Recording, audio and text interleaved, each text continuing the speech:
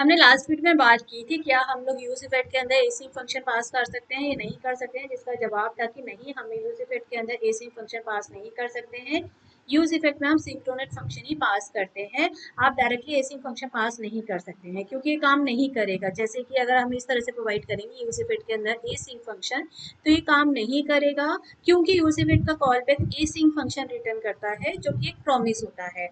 और रेट को clean up function के तौर पर फंक्शन या अनडिफाइंड चाहिए, प्रॉमिस नहीं चाहिए होता है। लेकिन अगर आपको एसिंग फंक्शन पास करना है, यूज इफेक्ट के अंदर ही डालना है, तो आप कैसे कर सकते हैं? तो अगर आपको एसिंग काम करना है, जैसे एपीआई कॉल लगानी है, तो आप यूज इफेक्ट के अंदर ही एसिंग फंक्शन बनाकर उसे कॉल कर सकते हैं। इसके लिए आपको सिंपली क्या करना होगा, ये वाला एसिंग आपको यहाँ से हटाना होगा और आपको इसके अंदर कोई भी, जैसे कि आप एसिंग फंक्शन एक बना सकते हैं, जैसे कि हम लोग नॉर्मली क्या करते हैं, कॉन्स्ट फेच डाटा करके हम लोग इसके अंदर एसिंग एक फंक्शन बना लेंगे अलग से। लेकिन हम लोग यूज इफेक्ट के अंदर हमने हटा दिया जो हमने किया था, और इसके अंदर जो भी हमारा कॉल लगाना है, जैसे कि कॉन्स्ट के अंदर हम लोग एक रिस्पॉन्स डाल देते हैं नॉर्मली। तो जैसे कि इज इक्वल टू जो हमारी वेबसाइट होगी जहाँ से हमको फेच करना है यूआरएल, उसका यूआरएल हम यहाँ पर डाल देंगे। लेट से हमारा है कुछ HTTPS, जो भी है, जैसे कि नॉर्मल जो भी आपका यूआरएल बनता है, एग्जाम्पल डॉट, ये क्या बन रहा है, सॉरी, इसको इसके अंदर डालना है HTTPS API dot example .com करके जो भी आपका यूआरएल बन रहा है आप इसके अंदर उसको पास कर दें। और फिर नेक्स्ट लाइन में आपको क्या करना है, जो भी इसका रिस्पॉन्स आएगा उसको हम स्टोर करेंगे। कुछ भी वेरिएबल ले लीजिए, मैंने जेसन ले लिया है।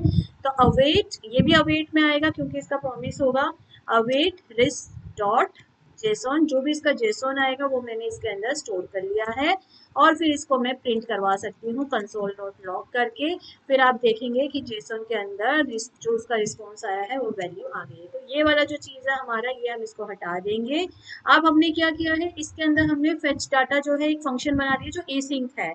अब इसको हम लोग जो कॉल करेंगे वो हम लोग यहाँ पर कॉल करेंगे। इसके जो डिपेंडेंसी एरे है, इससे पहले ही हम इसको कॉल करेंगे। लेकिन इसको कॉल करने का ढंग कैसे होगा, जैसे ही हमारे ये बंद हुआ है फंक्शन, ये फंक्शन यहाँ बंद हुआ, अब यहाँ पर इसके नीचे हम लिख देंगे फेच डाटा सिंपली। ठीक है, अब ये फेच डाटा हो गया। फेच डाटा के बाद ये बंद हो गया आपका ये यूज इफेक्ट, इसका डिपेंडेंसी एरे यहाँ आ गया और फिर दैट्स इट।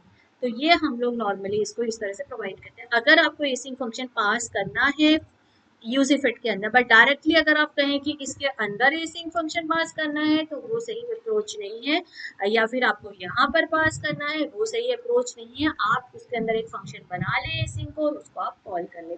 इस तरह से आप यूज इफेक्ट को आप एसिंग फंक्शन ही हमेशा दें, लेकिन अगर एसिंग करना है तो आप ऐसे कर सकते हैं। जैसे कभी आपको एपीआई कॉल लगाने की जरूरत पड़ेगी तो ऑफकोर्स वह एसिंग फंक्शन जाता है, तो यूज इफेक्ट के अंदर आप एसिंग फंक्शन बना लें। क्योंकि हमेशा जब भी हम एपीआई कॉल लगाते हैं तो इमीडिएटली कई बार रिस्पॉन्स नहीं आता है, तो हमें एसिंक लगाना पड़ता है ताकि वो साइड में चलता रहे और उसका प्रॉमिस आ जाए। तो उस केस में हम ऐसे कर सकते हैं। उम्मीद करते हैं वीडियो इन्फॉर्मेटिव लगी होगी। Thanks for watching.